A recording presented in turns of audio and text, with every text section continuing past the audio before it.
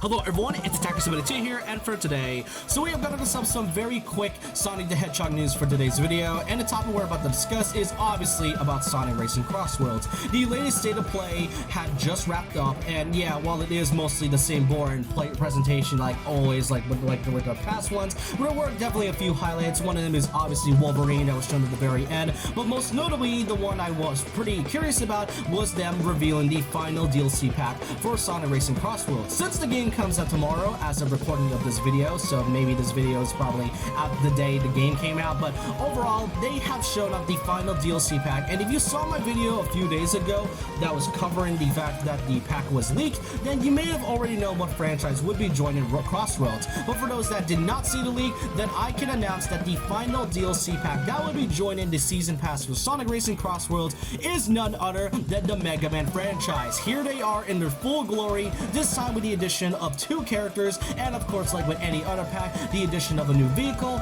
and of course that would come along with it. Mega Man is obviously the main one. I'm not gonna lie, Mega Man looks really good in this one. I love the model that it looks, and it definitely feels more, I guess you can say, feels more in line with the character of Mega Man, since, you know, almost a lot of the iterations as of lately has not really given him much expression. So seeing Mega Man full of life is honestly so good. Not to mention the character model looks really great as well. And alongside Mega Man, we got the additional character of Proto Man. And you know, out of all the second Mega Man characters they could have chosen, I think Proto Man feels way more fitting. I've always been fond of Proto Man's design a lot, and so yeah, with that, Mega Man is now joining as the final DLC pack collaboration that will be part of the season pass. And alongside the 2 characters, we got ourselves the addition of a kart that is based on Rush, which funny enough is also based on the vehicle from another Mega Man racing game, which I'm showing you right now, and of course is none other than Wily's Fortress, which, I mean, come on, I mean, that makes sense. Wily's Fortress is like a pretty iconic part.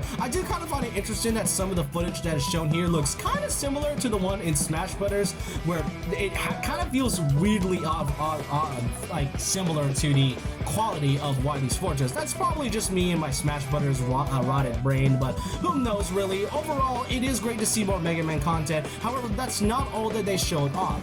SEGA and the Sonic Team had also shown up the game's official post-launch roadmap, and as you can see here, as if it's not obvious by now, Steve and SpongeBob would all be coming out within the next couple months, with Minecraft coming in October and SpongeBob in November. But 2026, the placements for the rest of the packs is definitely interesting. Pac-Man would come in early of 2026, which makes sense, but in between quarters 1 and quarter 2, Mega Man seems to come out in between those parts, which would likely mean it would come out in between spring or summer.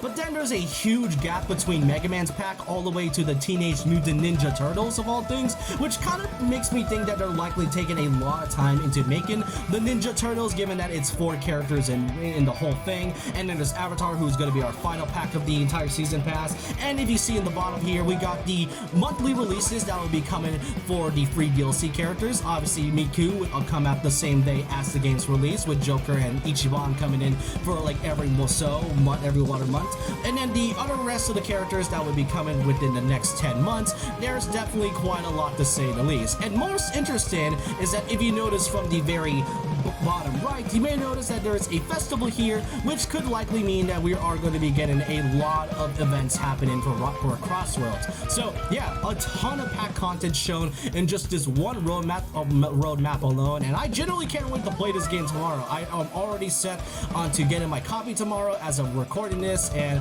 I hope you guys enjoyed this quick news about Sonic Racing Crossworlds. Let me know what you all think in the comment section below about the game's official roadmap, as well as Mega Man joining in as the final DLC pack for the season pass. Do you think any franchise could have fit better, or do you think Mega Man absolutely deserves this spot? Let me know your thoughts in the opinions down below about this. And so with that, leave a like, comment, subscribe, hit the notification bell for more videos, follow my Twitter and Instagram, and I'll see you guys next time. And remember this, once a legend, always a legend.